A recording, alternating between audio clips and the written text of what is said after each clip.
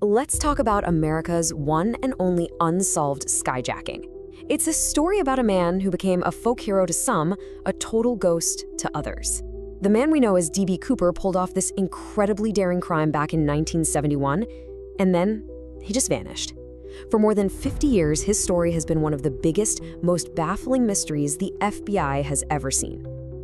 So this is the big question, right? It's the one that has just stumped investigators for decades. How in the world did one guy pull off what really seems like the perfect crime? How do you leap from a commercial jet in the middle of a storm with a bag full of cash and never, ever be seen again? All right, so picture this. It's November 24th, 1971, the day before Thanksgiving. A man who looks to be in his mid-40s, wearing a simple business suit, walks up and boards Northwest Orient Airlines Flight 305 going from Portland to Seattle. He bought his ticket under the name Dan Cooper. He was quiet, he was calm, and honestly, nobody gave him a second glance. So not long after takeoff, Cooper hands a note to a flight attendant. She, just thought he was hitting on her, so she tucked it into her pocket without even looking. But then he leans in and says, "Miss, you'd better look at that note. I have a bomb." Whoa. So she opens it, sits down next to him, and he very calmly opens his briefcase. And what she saw was terrifying. Red cylinders, a mess of wires, and a battery. The thing about his demands was just how precise they were. He knew exactly what he wanted. A specific amount of cash, 200 grand. 4 parachutes, which is an interesting detail, and he had this whole plan for refueling once they landed in Seattle. This wasn't some spur-of-the-moment act. This was, without a doubt, a carefully planned operation. What was supposed to be a quick 30-minute flight turned into this nearly 3-hour nightmare. The plane just circled and circled Seattle while the FBI on the ground scrambled to get the ransom money together. Once he had the cash and the parachutes on the tarmac, he let all the passengers go. Then, with just a skeleton crew left, the plane took off again, supposedly headed for Mexico City. But they never made it to Mexico City. Around 8 p.m., somewhere over southwestern Washington, Cooper ordered the rest of the crew to lock themselves in the cockpit. Just a few minutes later, a warning light flickered on. Cooper had lowered the plane's rear staircase, a really unique feature on the Boeing 727. And then, weighed down by almost 22 pounds of cash, he just leaped out into the freezing, dark night. And just like that, poof, he was gone. The FBI immediately kicked off one of the biggest and longest manhunts in its entire history. But think about what they were starting with. Almost nothing. They had a name that was almost certainly fake, a huge, vague patch of wilderness where he might have landed, and basically a ghost. At first, the FBI was pretty sure there was no way Cooper survived that jump. I mean, look at the conditions. He jumped into a raging storm at night from 10,000 feet wearing a suit and loafers. The wind chill would have been insane. The terrain below was rugged and unforgiving. Honestly, most of the experts thought it was a suicide mission. But here's where the story gets a crazy twist. In the years that followed, a bunch of copycats tried to pull off the same exact stunt. And believe it or not, some of them actually survived. In some cases, in even worse conditions. This was a total game changer for the investigation. All of a sudden, the idea that D.B. Cooper might actually be out there, alive, became a very real possibility. But even with that possibility hanging in the air, the trail went ice cold.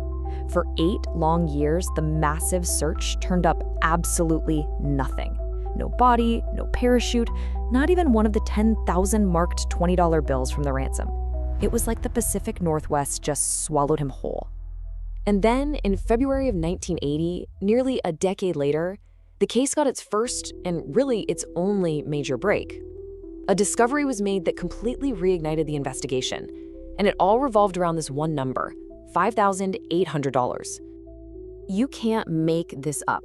An 8-year-old boy, Brian Ingram, was on vacation with his family, just digging around in the sand along the Columbia River. And he found these 3 bundles of cash, all degraded and falling apart.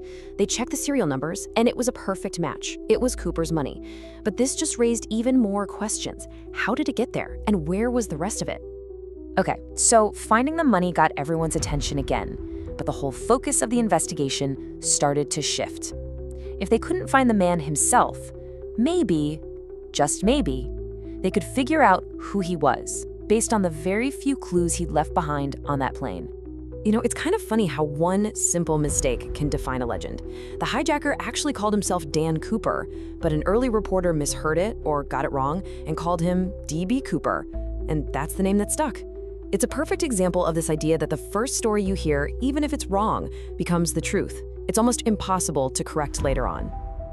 Now, this might be the coolest clue in the whole case. Cooper left his simple black tie behind on his seat. Decades later, scientists with powerful electron microscopes took a look at it, and what they found was incredible. The tie had tiny particles of rare metals on it, specifically pure titanium, which back in the 70s was mainly used for building airplanes. This was a huge deal. It strongly suggested Cooper wasn't just some random guy.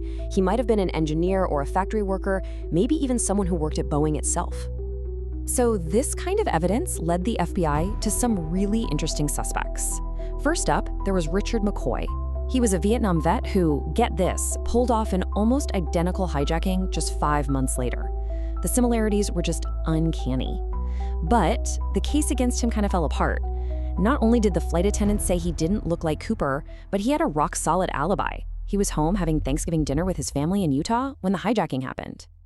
Then you've got another really compelling suspect, Robert Rackstraw. He was also a veteran, had parachute training, and a bit of a criminal past. He looked a lot like the composite sketches, and a lot of private investigators are totally convinced he was the guy. But the FBI, they can never find enough solid evidence to charge him. They officially cleared him as a suspect way back in 1979, and Rackstraw denied it right up until he passed away in 2019. And so here we are. After decades of searching, analyzing clues, and chasing down theories, we're left with a story that's become a piece of modern American folklore. It's a legend that's pretty much fueled by the fact that there are just no answers. Then in 2016, the FBI made a pretty big announcement. After 45 years, after chasing thousands of leads and looking into more than 800 suspects, they were officially closing the active DB Cooper case. Now it's not solved, but they decided to move their resources to other priorities. Officially, the mystery is as unsolved as ever. And that's really the question we're all left with, isn't it? Was this guy some kind of criminal mastermind who got away clean and lived out his days in quiet anonymity? Or was he just a guy who bit off more than he could chew and ended up paying the ultimate price in those vast, dark woods of the Pacific Northwest? The truth, it seems, just vanished right along with him into that stormy night sky.